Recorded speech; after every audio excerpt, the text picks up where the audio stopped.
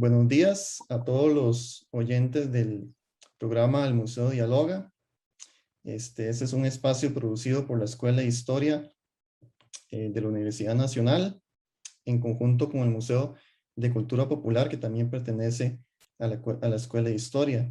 En esta oportunidad tenemos el honor y la dicha de contar con la participación de la economista Sofía Guillén, quien en el día de hoy nos va a brindar su criterio y sus opiniones acerca de temas económicos de actualidad que le competen a la sociedad costarricense y que son de interés general. Quizá antes de comenzar me gustaría realizar una breve presentación de quién es Sofía y también de su extenso currículum, un resumen. Bueno, Sofía Guillén Pérez es economista, graduada por la Universidad Nacional, ¿cierto? UCR, el UCR. bachillerato, y la Ajá. Universidad Nacional soy egresada de la maestría haciendo tesis. Ah, De bueno. las dos son mis casas, mis alma Ok, mater son ambas, ok. sí. Bueno, perfecto. Gracias por la aclaración. Sofía se ha desempeñado tanto en el sector público como en el sector privado. Por ejemplo, ha trabajado como consultora para la Comisión Económica para América Latina y el Caribe, la CEPAL, para el Programa de Naciones Unidas para el Desarrollo, PNUD, incluso para la Asociación de Profesores de Segunda Enseñanza. Ha trabajado o trabaja, ¿verdad? Como académica, ¿verdad? Como para la Universidad Nacional, también para la Universidad de Costa Rica. Ha sido asesora en la Asamblea Legislativa de Costa Rica y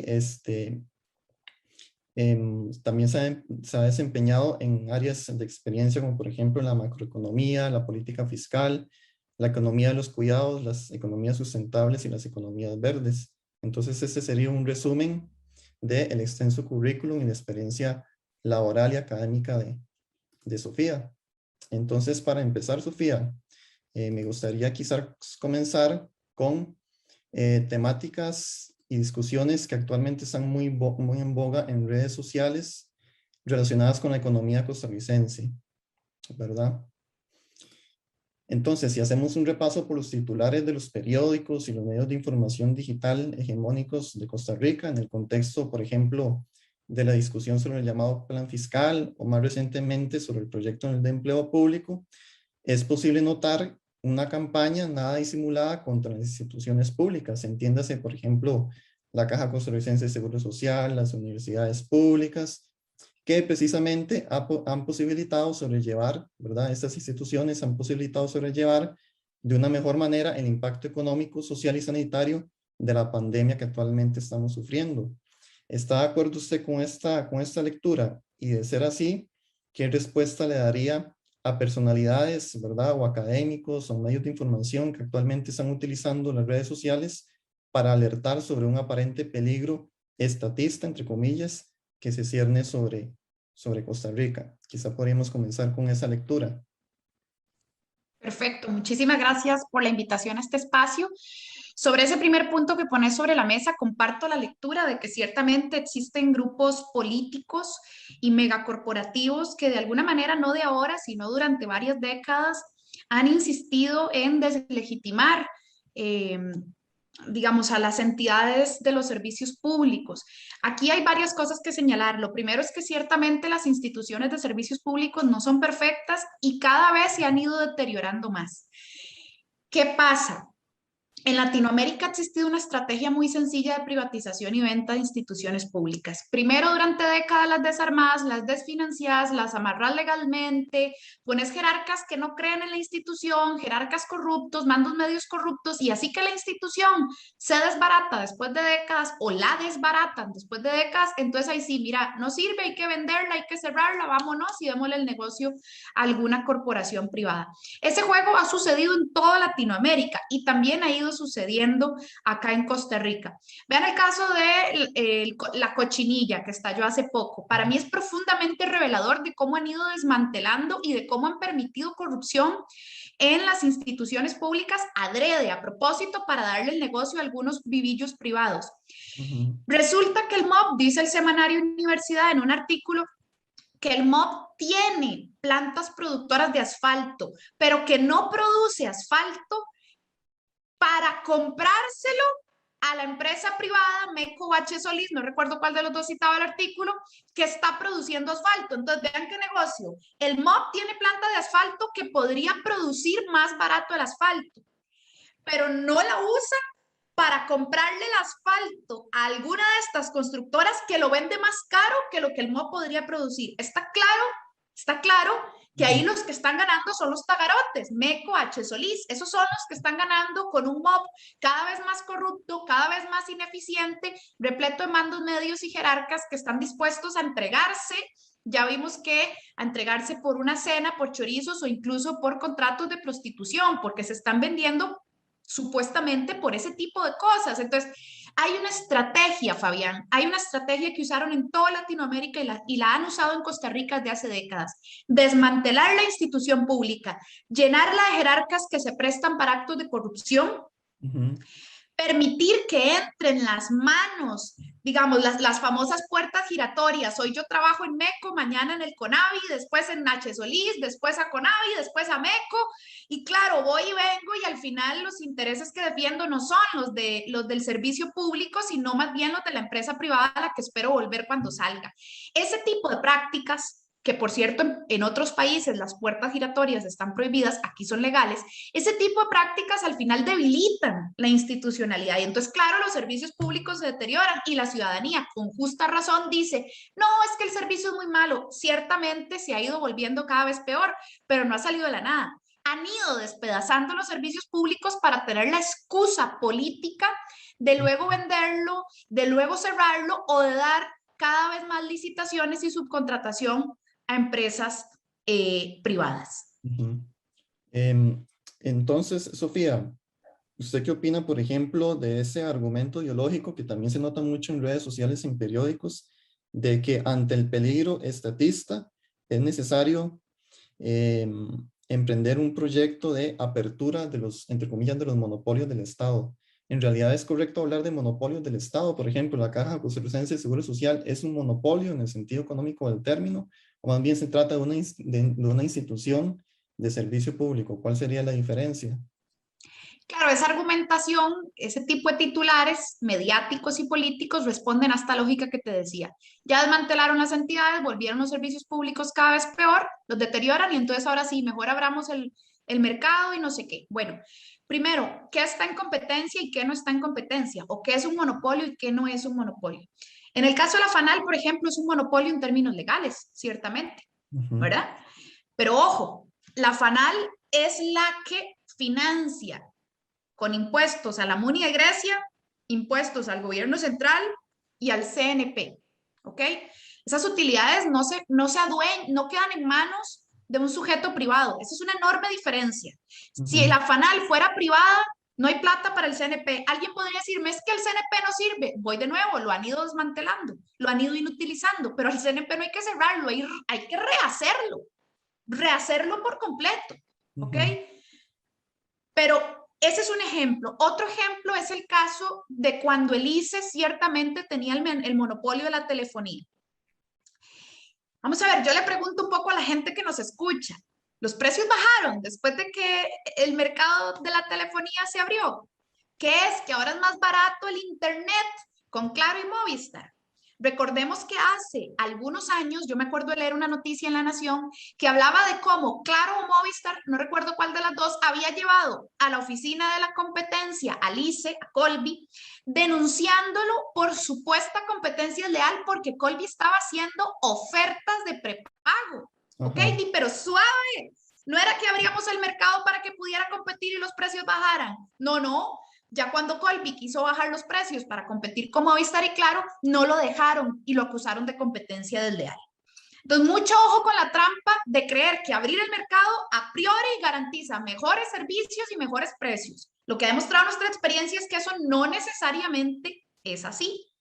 Ahora el ICE ya no es un monopolio, está en competencia. Vaya a ver los precios de la descarga de internet, vaya a ver si realmente le permiten hacer las ofertas que en otros tiempos hubiera podido hacer. Ahora no se lo permiten y lo acusan de competencia leal. En el caso de la caja que vos me preguntas, Ciertamente por ley existe la obligación patronal de cotizar a la seguridad social, ¿ok?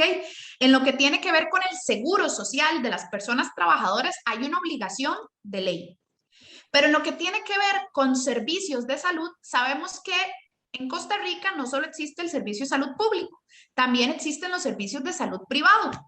Vaya a ver cuánto cuestan los medicamentos privados, vaya a ver cuánto cuesta una cita privada de salud, ¿ok? De repente en Costa Rica padecer una enfermedad crónica de dolor o de otro malestar es carísimo. Si no te puedes atender por la caja, porque la caja cada vez da menos abasto, a la caja la han ido también desmantelando, el principal deudor es el Estado, no le paga. Ahora con la pandemia dijo don Román Macaya que la caja adelantó 30 años su deterioro financiero, ¿ok? Si no le pagamos, la caja cada vez va a dar peor servicio. Eso es así de sencillo. Entonces, entre peor servicio da, la gente tiene que recurrir más al sector privado, el que puede pagar. El que no, se aguanta. Bueno, el que puede pagar sabrá los precios del sector privado de salud, sabrá los precios de los medicamentos. El MAKE tiene un informe que es público en su página. Ahí usted se mete al MAKE, Ministerio de Economía, Industria y Economía, en donde dice estudios o informes y donde dice medicamentos. Y si ustedes analizan el informe de los medicamentos, y en algún momento cuando yo trabajé en la Asamblea Legislativa también pedimos datos desagregados de porcentajes de utilidad, resulta que en Costa Rica hay medicamentos que tienen 200% porcentaje de utilidades, ¿ok? Que ya no responden a costos, que te están cobrando lo que les da la regalada gana en la farmacia. Entonces, ¿qué termina sucediendo cuando bienes y servicios básicos como la salud y la educación se deterioran los públicos y se le permite al privado cobrar lo que sea? Al final lo que existe es un proceso de exclusión en el acceso a esos bienes y servicios básicos, ¿ok? Porque no todo el mundo puede pagar la educación o la salud privada. Ahora con la pandemia, me contaban un gremio, algunos profesores de secundaria, me contaban que tenían hijos en colegios privados, algunos de sus amigos, y que con la pandemia tuvieron que pasarlos a colegios públicos porque simplemente ya no podían pagar el colegio privado. Y entonces resulta que van al colegio público y la calidad es muy baja. Bueno, de eso trata el desmantelamiento de los servicios públicos, de volverlos cada vez peores, que la gente tenga que ir a pagar al negocito privado, el que puede, el que no se aguanta, y en esos negocios privados, en esas pulperías privadas de salud y educación, no hay suficiente regulación ni de la calidad. Sabemos que en Costa Rica, aunque hay universidades privadas de muy buena calidad, también hay universidades privadas de muy mala calidad y no suficientemente reguladas. ¿Ok? ¿Quién fiscaliza la calidad? ¿Cómo se fiscaliza la calidad del servicio de salud o educación privada? ¿Quién les regula las tarifas? En la Asamblea Legislativa hay dos proyectos de ley, uno para regular tarifas de universidades privadas y otro para regular tarifas de medicamentos. No han pasado, no se aprueban, no lo permiten, no quieren que se les regulen las tarifas que cobran en esos servicios básicos en el sector privado. Esa es la complejidad del panorama. Entonces, no es que hay un peligro de estatismo, esas discusiones, Fabián, a mí a veces me llegan a sonar casi como de Guerra Fría, ¿verdad? A mí eso me parece totalmente ajeno. Yo nací en 1992. Yo lo que he visto es que aquí cada vez la salud y la educación se van deteriorando y que al final los que agarran el negocito son los privados, nadie regula su calidad ni su tarifa y entonces terminamos, voy a decirlo, embolillados los ticos de a pie, ¿verdad? Eso es lo que yo he visto y eso es lo que está sucediendo en términos generales. Y los que estamos, digamos, en este lado de la acera, no es que pretendemos estatizarlo todo, porque eso tampoco tiene sentido. Insisto, ese es un discurso ya de Guerra Fría, no es eso, no se trata de estatizar todo, tampoco se trata de que todo esté en manos del mercado. Es que no hay recetas, es que tenés que tener claro que hay bienes y servicios públicos, bueno, que se ha demostrado que es mejor que estén en manos de X o de Y sector de la sociedad, pero no es porque sea una receta, es porque tenés que analizar el contexto de la sociedad costarricense y lo que tenés enfrente. No, totalmente de acuerdo con ese panorama que usted nos dibuja, Sofía. Y ahora bien, tomando en cuenta lo que usted nos acaba de mencionar,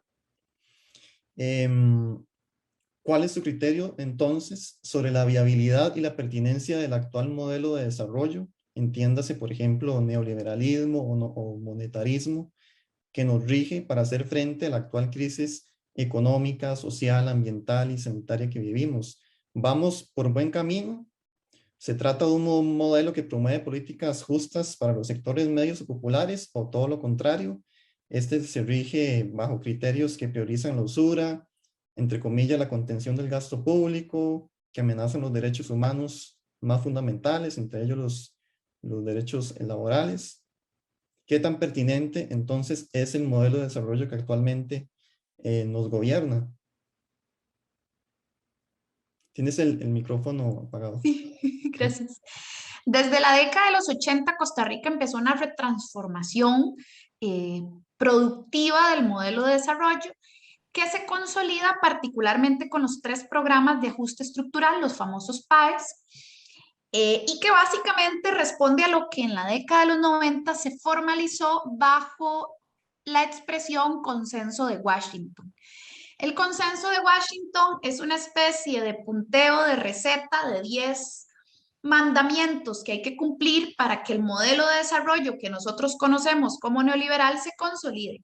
La promesa era que iba a haber más empleo, precios más bajos, un poco las promesas del TLC, ¿no? ¿Recuerdan? La promesa era que todos íbamos a andar en Mercedes-Benz y que iban a haber más empleos. Bueno, esas son las promesas del consenso de Washington en gran parte.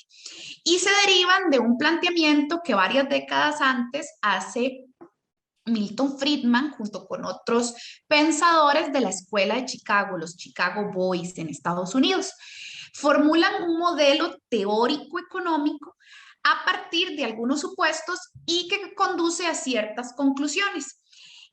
El primer experimento práctico de ese modelo de Friedman sucede con Pinochet en Chile, después de que derrocan a Allende. Ya hemos visto que después de muchas décadas, ustedes recordarán las huelgas masivas y las manifestaciones masivas en Chile, denunciando que no tienen pensiones, que el sistema de educación pública no sirve, que el sistema de salud es excluyente, ¿verdad? Esos son, digamos, resultados no puros, pero sí tremendamente influidos, digamos, por las políticas que se fueron generando durante décadas. Ese fue como el primer experimento que existió de ese modelo de desarrollo que nosotros conocemos como neoliberal, y de hecho Chile durante muchos años fue como el trapito en dominguear de esta corriente de pensamiento. Tenía indicadores macroeconómicos muy interesantes en términos de crecimiento del Producto Interno Bruto, pero ciertamente después de varias décadas la desigualdad y la pobreza sí se fue acentuando. Es decir, no logró conseguir una distribución de riqueza que bajara, digamos, la promesa de esa copa.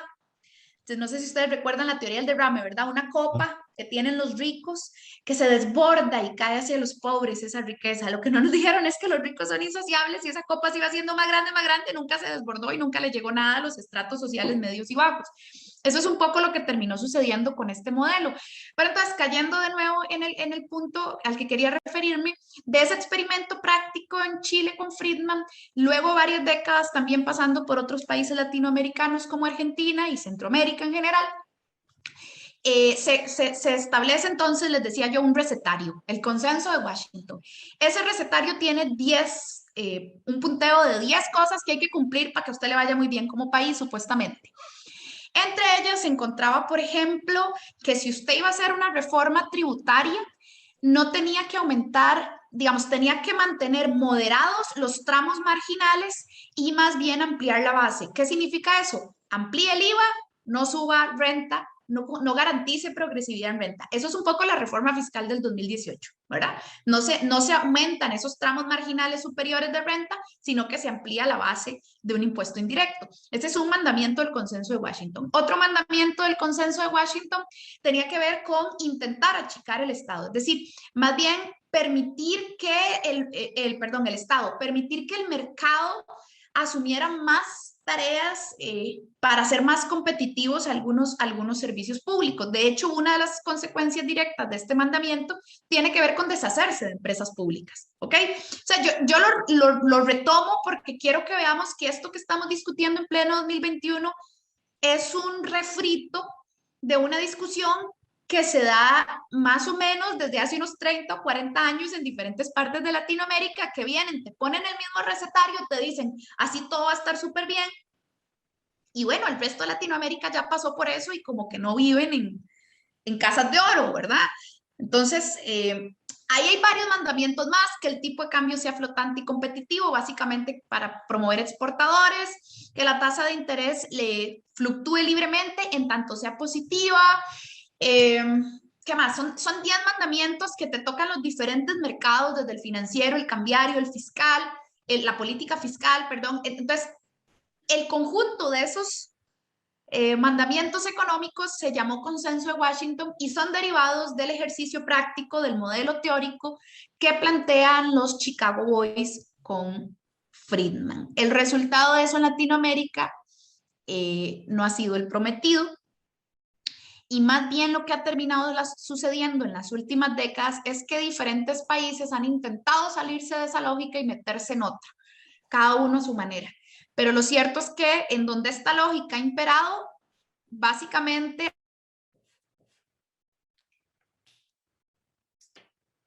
No se le escucha el bien. Producto Interno Bruto haya aumentado y las... Ah, Ahora sí, perdón. no, es que hubo una interrupción, pero ahora sí se la escucha. Ah, es que, dame un segundo nada más, aquí, ya. Es que creo que estaba conectada a la extensión. Ahora sí. Nada, eso era para esa pregunta. Ok, no, gracias por esa apreciación. Y quizá aquí es importante subrayar, como ya lo mencionó usted, que se trata de un problema histórico, de vieja data, ¿verdad? Que ya otros países de América Latina, de alguna u otra manera, han tenido que sobrellevar esa imposición del consenso de Washington. Sin embargo, lo interesante de Costa Rica, ¿verdad? Que es bueno, yo lo considero así un caso muy particular, es que a la fecha, en el 2021, todavía existen instituciones de servicio público muy sólidas que sobrevivieron a toda esa arremetida neoliberal que inclusive, bueno, se implementó en Costa Rica con los PAES de la década de los 80, pero al día de hoy todavía tenemos seguro social, pese al desgaste que tiene, ICE, instituciones públicas como la FANAL, universidades públicas, y yo considero que en ese contexto de pandemia, pues las élites han aprovechado para ver cómo terminan de desmantelar toda esta institucionalidad, ¿verdad? Sí, de Y acuerdo, totalmente de acuerdo con lo que decís. eso efectivamente tiene un impacto sobre las clases medias, ¿verdad? Llamadas clases medias y sobre los sectores empobrecidos, ¿cierto? Ciertamente, ciertamente, estoy de acuerdo con lo que planteas. Costa Rica de alguna manera tenía una especie de colchón social que no tenían otros países latinoamericanos, ¿verdad? Acá, resultado de todo un proceso que, bueno, eso lo manejas mejor, mejor vos y la escuela de historia, pero el resultado de todo el proceso entre fuerzas sociales eh, durante la segunda mitad del siglo XX se logran consolidar instituciones como el ICE, la Caja Costarricense del Seguro Social, incluso un poco antes se logran establecer los pilares del futuro código de trabajo, ¿verdad? Entonces, digamos, ese avance en términos sociales, inclusive la constitución política, usted la lee hoy y yo digo, pucha, qué visionarios en varios de los temas que lograron colocar ahí, ¿verdad? Es que vos lees la constitución política de Honduras o de Guatemala y tiene cosas interesantes, pero ciertamente hay planteamientos avanzados en nuestra constitución política en torno a seguridad social, en torno a financiar la educación pública,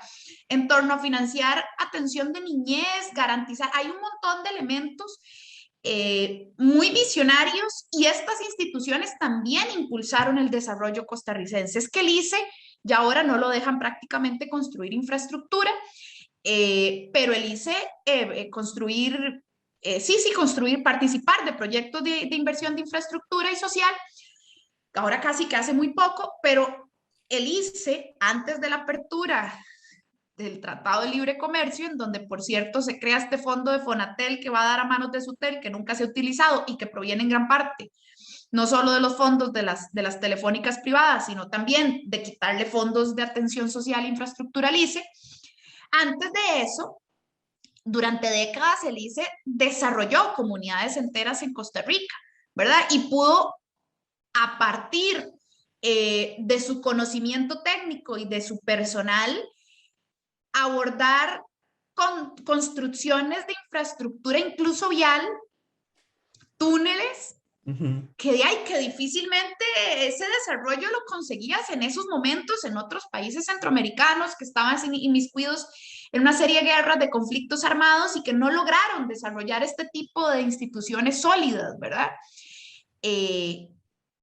Con todos los defectos que pueda tener esta institucionalidad hoy en día, que no ha salido de la nada, insisto, han ido desmantelando a las entidades públicas a propósito para darle el negocio a las privadas, pero lo cierto es que ese colchón social de instituciones y de reglas del juego, como el Código de Trabajo, permitió que a pesar de que se nos impuso el consenso de Washington, se impuso de una manera relativamente distinta, más paulatina y con un colchón social que podía resistir más años. ¿Verdad? Inclusive en el año 2000, acordate, el Congo Elise tuvo resistencia popular masiva. Esa reacción también hablaba de la conciencia, digamos, de enormes sectores sociales que estaban dispuestos a defender eso que nos hacía diferente del resto de Latinoamérica. En mi opinión, esa conciencia, aunque aún existe, se ha ido cada vez desapareciendo más. En el TLC se evidenció que existe todavía. Ahora en la reforma fiscal también, pero sí creo que cada vez se ha desinflado más esa conciencia, posiblemente porque las nuevas generaciones ya nacimos bajo la lógica del modelo del consenso de Washington y del propio proceso educativo desde escuelas, colegios, no nos ha enseñado lo suficiente, creo yo, este proceso de consolidación histórica e institucional que nos diferenció del resto de Latinoamérica. Pero sí, ese colchón social es lo que ha hecho que hoy no tengamos los datos de miseria y pobreza que tiene Centroamérica. Pero va deteriorándose, ese colchón se va haciendo cada vez más chiquitito y ahí es a donde vamos a ir a dar si no cambiamos el rumbo. Exacto, eso último que usted menciona es muy importante. Yo creo que esa conciencia histórica, si se quiere, sobre la institucionalidad pública que tenemos en Costa Rica, precisamente se ha ido desgastando debido a que el colchón también se está acabando, ¿verdad? Y un ejemplo de eso, por ejemplo, son los altos niveles o índices de desempleo que son muy graves, que actualmente nos afectan como sociedad. Y ahora bien, Sofía, ahora por ahí usted mencionó la constitución política. Hablando sobre constitución política, tomando en cuenta las inconstitucionalidades señaladas por la Sala Cuarta sobre el proyecto de empleo público, quisiera que se refiriera más concretamente a los impactos en términos de derechos humanos y laborales que de aprobarse definitivamente, que tendría, ¿verdad?, que conllevaría de aprobarse definitivamente el llamado plan o proyecto de empleo público. Se trata de un proyecto que afecta directa y solamente a los llamados trabajadores públicos, o bien el impacto de esta legislación afectaría a la población costarricense en general. Pregunto esto porque también en redes sociales es posible notar una narrativa en la que supuestamente de aprobarse este proyecto se acabarían con privilegios de los trabajadores públicos, como los llamados, entre comillas, pluses, convenciones colectivas y hasta la misma autonomía universitaria. Pero en realidad este proyecto de empleo público afectaría solamente a los trabajadores del Estado, o también es digamos, una legislación que desde el punto de vista económico afectaría a la población en general. Muchas gracias por esta serie de preguntas sobre el proyecto de empleo público. Lo primero que debo destacar es que aunque el proyecto tal vez tenga un nombre muy llamativo para la mayor parte de la población, hay que leer el texto, hay que leer la letra menuda, porque no es un proyecto que nada más diga ya no hay pluses, no. La ley marco de empleo público, el expediente 22.336, reforma todo el sistema de empleo público y adicionalmente toca otros elementos que se extrapolan a eliminar pluses. Vamos a poner varios ejemplos. Aquí yo traje un resumen súper corto porque es un tema que da para mucho, pero no me voy yo a poner a exponerlo todo jamás, si no les como el programa entero. Pero vamos a ver, hay algunos elementos que sí quisiera que tengamos sobre la mano cuando vamos a hablar de este proyecto. El primero es a quién le aplica, básicamente a todo el mundo en la función pública, ¿ok? El proyecto que estaba en consulta le aplicaba al Poder Legislativo, al Poder Judicial, al Ejecutivo, al Tribunal Supremo de Elecciones, a instituciones autónomas, órganos adscritos, instituciones semiautónomas, municipios. Hay algunas excepciones, no le aplica a los bomberos, a los entes públicos no estatales, ni instituciones en competencia, excepto lo que tenía que ver con convenciones colectivas. Entonces, le aplica a todo el mundo. Resulta que aquí en el Poder Ejecutivo hay un ministerio que se llama Mideplan. Lo que dice este proyecto de ley es que Mideplan, que está aquí en el Poder Ejecutivo, va a tener básicamente potestad suprema en materia de empleo público. Va a ser una especie de megaministerio que tiene derecho a inmiscuirse en nombramientos, sanciones y procedimientos de empleo público en los demás poderes de la República e instituciones autónomas y semiautónomas. He ahí el primer punto a subrayar. ¿Qué es lo primero que dice la sala? Vean, eso es inconstitucional. En Costa Rica existe una división de poderes y básicamente ustedes están violentando esa división de poderes. Alguien podría decir, ay, pero qué vara la de la sala, ¿por qué importa? Bueno, la división de poderes es básicamente la base de una democracia, ¿verdad? Porque si no, lo que tendríamos es, digamos, una especie una especie, digamos, de dictadura en la que un solo poder mueve todo lo demás, ¿verdad? Entonces, el fundamento de la democracia en un país como Costa Rica, que además se ha enorgullecido durante años de ser supuestamente muy democrático, es absolutamente irracional aprobar un texto que básicamente se vuela la base de la democracia, que es que la división de poderes exista, para que luego no llegue un gobierno y le diga qué hacer al Poder Judicial y le diga qué hacer al Legislativo. Es decir, esa es la base de una democracia. 3 poderes que se contrarrestan y el TCE. ¿Ok? ¿Verdad? Entonces, punto número 1, este proyecto violenta esto, esta base democrática, no lo digo yo, es una de las, de hecho son varias de las 35 inconstitucionalidades que la sala le encuentra a este proyecto. Pero además hay un asunto práctico administrativo que en mi opinión habla de la imprudencia de la Asamblea y del Poder Ejecutivo al plantear esto. Vean, actualmente la dirección del Servicio Civil está aquí en el Poder Ejecutivo, dentro del Ministerio de la Presidencia. La dirección del Servicio Civil es la que define los procedimientos de contratación, selección en el Poder Ejecutivo. Entonces, al MEP, a todos los ministerios, la dirección del Servicio Civil tiene una tablita de salarios y tiene un procedimiento, hace exámenes, usted se inscribe, toda esa cosa. Ni la dirección del Servicio Civil ni el Mideplan han calculado nunca en su vida toda la escala salarial del Poder Judicial, del Poder Legislativo o de la Caja Costarricense del Seguro Social. No saben cómo hacerla porque no ha sido su tarea nunca. Entonces, este proyecto ahora va a pasar a decirle al Servicio Civil y a Mideplan, con los mismos recursos humanos que tienen, con las mismas capacidades que tienen actualmente, que aparte de calcularle escalas salariales a todos los ministerios, se vayan al Poder Judicial a calcularle escalas salariales, se vayan a la Caja Costarricense del Seguro Social. Es que dimensionemos el tamaño de la caja, ok, a un pobre servicio civil diminuto que si acaso le calcula los salarios al MEP, ahora calculando el de todo mundo. Eso no va a pasar. Lo que va a suceder es que va a haber un desorden gigantesco que se puede prestar para una politiquería, para nombrar a la gente sin necesidad de tener suficientes requisitos, sin haber podido revisar bien. Es que no pueden revisar bien porque tienen muy poquito personal para esta tarea y nunca la han hecho. Es algo absolutamente diferente. Entonces, en mi opinión, es una absoluta boludez lo que están planteando. Es imposible que una vez esto se apruebe salga bien, no solo por la inconstitucionalidad, sino que en términos administrativos, prácticos, no van a poder hacerlo, no pueden. ¿Okay? No se puede. La escala salarial del Poder Judicial son como 200 campos, y la de la Caja deben ser como 400. Es decir, esto es gigante. No es viable. Entonces, ese es el primer punto que yo te digo, porque dicen, ay, es que es para eliminar pluses. Están reacomodando todo el sistema y en mi opinión se va a prestar para más nombramientos politiqueros. Va a empeorar el proceso de selección y contratación en el empleo público porque el Servicio Civil y Mideplan no pueden, no saben, no tienen los recursos suficientes para hacer lo que les están pidiendo que hagan ahora que nunca en su vida han hecho. Ese es el primer punto que te dejo sobre la mesa. El segundo punto que te dejo sobre la mesa, no me voy a meter en todo esto, es muy largo, bla, bla, bla.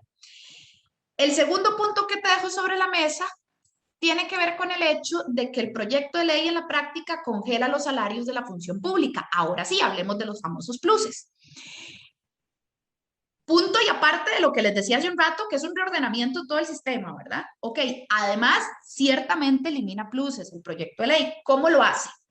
Actualmente los salarios de la función pública, en su mayoría, se calculan como salarios compuestos. Un salario base más los famosos pluses, que en realidad son componentes adicionales al salario base, así se llaman. Así se calcula casi en toda la función pública, a excepción del ICE, de la Contraloría y del Banco Central, que tiene salario único global desde hace años. Pero digamos, un profe del MEP o de secundaria se calcula así. Los profesores de la U también tienen un base y se van sumando anualidades, se van sumando si obtienen grados, todo este tipo de cosas se van sumando. Sí. Son salarios compuestos. Entonces, el proyecto de ley elimina el salario compuesto y lo convierte en un salario global, que básicamente es agarrar ese salario base, quitarle los pluses y decir, ¿qué hago con este salario base? ¿Cómo lo reacomodo? Puede ser que tenga que aumentar para que, ok, aunque hoy lo aumente, dentro de los siguientes 20 años, la tasa de crecimiento interanual se estanque, porque no van a haber pluses, ¿verdad? Esa es la idea en general de un salario único global. Puede que hoy implique más gasto, pero se supone que en los siguientes 10 a 20 años va a estancar el crecimiento interanual del gasto asociado a remuneraciones. ¿Qué sucede? Aquí hay varias cosas que decir. Lo primero es que, en caso de que nos esté escuchando algún funcionario público y en caso de que le hayan dicho que puede que quede con mejor salario, aunque el proyecto de ley ciertamente dice que podría ser que su salario se lo aumenten un toquecito o que se lo congelen dependiendo de dónde quede, ya Mideplan dijo que no se puede aumentar ningún salario porque la regla fiscal lo impide. Entonces, si hay un funcionario público escuchándome, no se debe engañar, no le van a aumentar el salario con este proyecto de ley, porque la regla fiscal no lo permite. Lo más probable es que se lo congelen entre 10 y 12 años, porque la regla fiscal así lo indica. Y precisamente eso es lo que dice el proyecto de ley en su transitorio 12.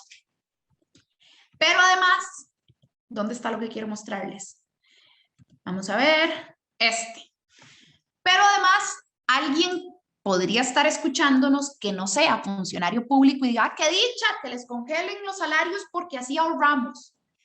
Resulta que Mideplan no sabe cuánto vamos a ahorrar como país con este proyecto de ley. No tiene claro si ahorramos o desahorramos. Vean lo que dice este comunicado oficial de Mideplan de diciembre del 2020. Según los más recientes análisis de Mideplan, con la nueva columna salarial, alrededor de 28.600 personas tendrían salario inferior al global. Estas personas podrían migrar al salario global, lo cual implicaría un incremento en el gasto del Estado de 32.240 millones anualmente. No obstante, ojo, ahí hay un incremento en el gasto, pero entonces ponen, no obstante, también se contemplan ahorros. ¿De dónde dicen ellos que se van a hacer ahorros en este proyecto de ley? Por la aplicación de la regla fiscal. Perdón, pero eso no es este proyecto de ley. La regla fiscal es el título 4 de la ley 9635 de la reforma fiscal. Eso ya es ley. Ese ahorro no proviene de este proyecto, sino de una ley que ya existe.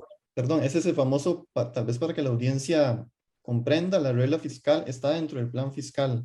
Exacto. Entonces, ese ahorro no viene de este proyecto de ley. Y el otro ahorro que dice Mideplan, que se contempla con el expediente del empleo público, es el no pago de anualidades. Las anualidades están congeladas desde el 2020. Ya en este momento no se están pagando anualidades en el gobierno central de la República. Es decir, los dos ahorros que Mideplan dice que este proyecto de ley dan provienen de dos cosas que no están en el proyecto de ley. De una regla fiscal que es parte del plan fiscal que ya es ley y del no pago de anualidades que por decreto está congelada y que luego un proyecto de ley ya nominalizó además. Entonces, básicamente no saben cuánto ahorran, pero además la Universidad Nacional estimó el ahorro del proyecto de empleo público en vista que Mideplan no hubo forma que lo hiciera y resulta que la conclusión de la Universidad Nacional es que el dato que Mideplan dio está inflado 5 veces. Es decir, o Mideplan se equivocó y es un error humano, o nos mintió. No es cierto que este proyecto de ley de empleo público genere un ahorro significativo en las finanzas públicas. Ojo, no nos dejamos llevar por el título. Yo sé que dice ley de empleo público, pero el texto que está escrito tal cual como está, con los congelamientos, con la eliminación de pluses, con el reordenamiento de un sistema que violenta la división de poderes, todo eso no consigue los ahorros que Mideplan está diciendo que nos va a dar. Entonces, vean qué farsa. Lo que sucede es que este proyecto es parte de las negociaciones con el FMI. Eso es lo que pasa en realidad. No es que genere ahorros, no es que no, es que el gobierno quiere que el FMI le haga un desembolso, que es su último año, ¿verdad? Y que además, curiosamente, es un desembolso que va a coincidir con el proceso electoral, entonces supongo que invertirán muchísimo, ¿verdad? En todo. Pero bueno, empleo público es parte de las negociaciones con el FMI. Para que el FMI suelte el primer desembolso, el gobierno se comprometió a que este proyecto fuera ley. Y esa es toda la razón. Es decir, este proyecto de ley no genera los ahorros que Mideplan dice que genera y adicionalmente deteriora los servicios públicos, porque si vos generas un sistema de empleo público en donde no se puede seleccionar bien a los contratados, al final vas contratando gente cada vez más mediocre y entonces los servicios públicos se van deteriorando. Y además, si terminas congelándole 12 años los salarios al profe del cole, ¿verdad? O a la secretaria, porque es que hay que ponerle nombre de quiénes estamos hablando. Y cuando ponemos nombre, les muestro esta tabla de escala salarial del presupuesto 2021. Un profe de enseñanza general básica en el MEP que esté ingresando gana 545.100 colones. Un cocinero, 316.900. Ahí con los años, algo les va subiendo con los famosos pluses. Y eso es al mes. Esto es por mes, está la remuneración mensual. Entonces, estos salarios se van a congelar 12 años. ¿Y qué pasa cuando usted congela el salario del profe del cole, de la cocinera de la escuela, del policía, de la secretaria o el secretario, del técnico? ¿Qué pasa? Congela su capacidad de consumo. Y eso es lo que en economía se llama estancar la demanda agregada de bienes y servicios. Esas personas consumen menos restaurante, menos taxis, van menos a la pulpería, compran menos en supermercados, van menos a los hoteles, porque su capacidad de compra es menor o está estancada. En la pandemia, ¿quiénes son muchos de los que fueron a los hoteles hace 7 meses, cuando todo el mundo estaba encerrado y se abrió un par de fines de semana en el que se dio permiso de que la gente fuera para reactivar precisamente el sector turístico? ¿Quiénes fueron en gran parte? Bueno, en gran parte fueron muchos funcionarios públicos que todavía tenían su salario y lo fueron a dejar a esos sitios turísticos. ¿Ok? Entonces, ¿qué pasa? El problema es que nos han metido en una guerra en donde nos dicen que el sector público y el sector privado somos enemigos. Y eso está mal planteado. Es decir, por supuesto es adrede, pero es un error que nosotros creamos eso, porque al final del día, el restaurante que está frente a la caja, por cierto, un restaurante que a mí me gustaba mucho ir a comer, quebró. ¿Por qué quebró? Porque resulta que con la pandemia se cerraron muchísimos de los centros, digamos, no solo la gente que pasaba de a pie, sino de las personas que iban a trabajar ahí a la caja o allá a los taxis que se parquean en el ICE de la Sabana. Entonces, esos taxistas que se parquean en el ICE de la Sabana, ¿de qué viven? Del ICE, ¿verdad? Entonces, estamos interconectados, nos necesitamos mutuamente. Yo necesito que el profe de secundaria dé clases, ¿verdad? Necesito que mi primo pueda llevar bien una educación pública. Y si algún día tengo hijos, pues yo quisiera que mis hijos pudieran estudiar bien. Entonces, yo como ciudadana, que en este momento no estoy trabajando en la función pública, porque me retiré para dedicarme a la candidatura, me retiré de cualquier trabajo para poder dedicarme a esto, yo, que no trabajo en la función pública, necesito que las personas que trabajan en el AIA hagan bien su trabajo. Necesito que tengan el equipo de cómputo que necesitan, que no tengan paquetes de Office de hace unos 500 años, que compren los que tienen que ser. Y pues sí, pero gran parte de ese servicio público requiere recurso humano y recurso financiero también, ¿verdad? nos necesitamos mutuamente y el trabajador del ICE necesita que hayan restaurantes alrededor para poder ir a almorzar un día, restaurante privado. Entonces, la economía está interconectada, es una serie de actores interconectados. Cuando uno se golpea, se golpean a los demás. Correcto. No, Sofía, eso último que usted menciona es muy importante precisamente porque se relaciona y aclara que el impacto de aprobarse ese proyecto de empleo público, así llamado, afectaría no solamente a los empleados públicos, ¿verdad?, sino también a la población costarricense en general. Y en segunda instancia, hay que tomar en cuenta que la economía es un asunto integral, que no es fragmentaria, ¿verdad? Y que de aprobarse esta legislación que es inconstitucional, eso afectaría también más allá de los empleados públicos. Y eso hay que tenerlo claro y tiene su trasfondo histórico, ¿verdad? Y quizá, bueno, ya para finalizar, porque nos hemos extendido ya más del tiempo estipulado, pero no importa porque esos temas son muy interesantes y relevantes. No podía yo cerrar este diálogo refiriéndome a su candidatura a diputada por el Partido Frente Amplio por San José.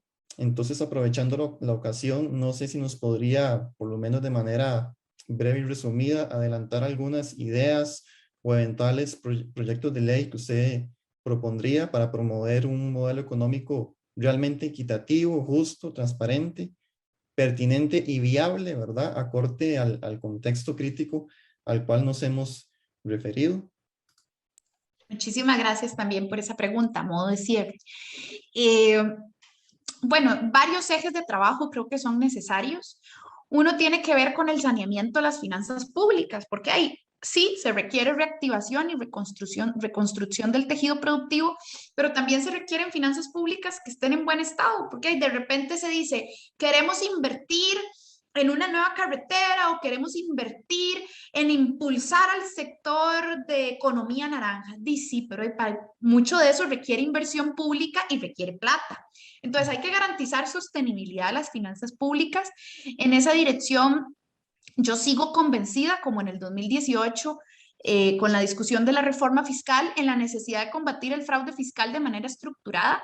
Recordemos que existen dos informes, uno mayoría y uno minoría, de la comisión investigadora del caso Mossack Fonseca, los Panama Papers, en la Asamblea Legislativa, que recomendó casi 40 acciones concretas para poder combatir esos portillos que existen y que aunque se han dado unos pequeños pasitos importantes, 2 o 3 de esas medidas, lo cierto es que la gran mayoría están en el baúl de los recuerdos, archivados o simplemente ahí dejándolos morir. Y esas iniciativas yo me comprometo abiertamente a impulsarlas de principio a fin. Eso incluye renta mundial, incluye el combate al lavado de dinero, legitimación de capitales, incluye fortalecer sanciones a los grandes evasores, ¿verdad? Incluye garantizar una norma de subcapitalización bien hecha, incluye blindar la definición de paraíso fiscal que fue aprobada, pero que mediante una interpretación muy desagradable del Ministerio de Hacienda terminó siendo debilitada. Ahí hay varias acciones concretas como estas que acabo de mencionar. También otro eje de trabajo en el que tenemos un compromiso abierto desde hace muchísimos años y explícito es en la lucha contra la corrupción. Ahí hay una serie de iniciativas que existen, otras que fueron archivadas. En enero de este año, la Asamblea Legislativa con 36 votos archivó, guardó un proyecto de ley para impedir que los delitos de corrupción prescribieran. Porque ustedes saben que aquí usted se roba un banco o desfalca un banco, se va a 10 años del país, vuelve a los 10 años, puede ser candidato y no pasa nada, ¿verdad? Porque ya prescribió a los 10 años el delito de corrupción. Bueno, no debería prescribir nunca un delito de corrupción en la función pública, nunca. Existía ese proyecto de ley para que nunca prescribiera. Los diputados decidieron archivarlo, guardarlo. Ese tipo de iniciativas sí o sí hay que sacarlas del baúl, hay que hacerlas moverse. Yo también creo que hay que volver ilegal las puertas giratorias, ese asuntico que hoy trabajé para el CONAVI, mañana para MECO, luego para el CONAVI, luego para Che Solís, al final lo que hace es que se presta para cosas tremendas. Eso también existe mucho entre los bancos, gente que está en la junta directiva del banco público este año, luego se pasa al banco privado, viene y lleva información. Esas puertas giratorias son muy dañinas para los servicios públicos. Y hay otra serie de iniciativas que también hay que impulsar, ¿verdad? Proyectos para luchar contra la corrupción asociados a que los criterios de la Procuraduría de la Ética sean vinculantes, a que los miembros de los supremos poderes renuncien a su inmunidad cuando están siendo investigados por corrupción. Entonces ahí hay una serie de medidas que tanto el Partido Frente Amplio, digamos, como sus representantes durante años han mantenido como eje lucha y que yo también estoy comprometida a sostener. Y otra serie de iniciativas también, digo, para no extenderme, te lo puedo resumir muy rápidamente, pero hay otros ejes de acción, el eje de justicia tributaria o progresividad tributaria.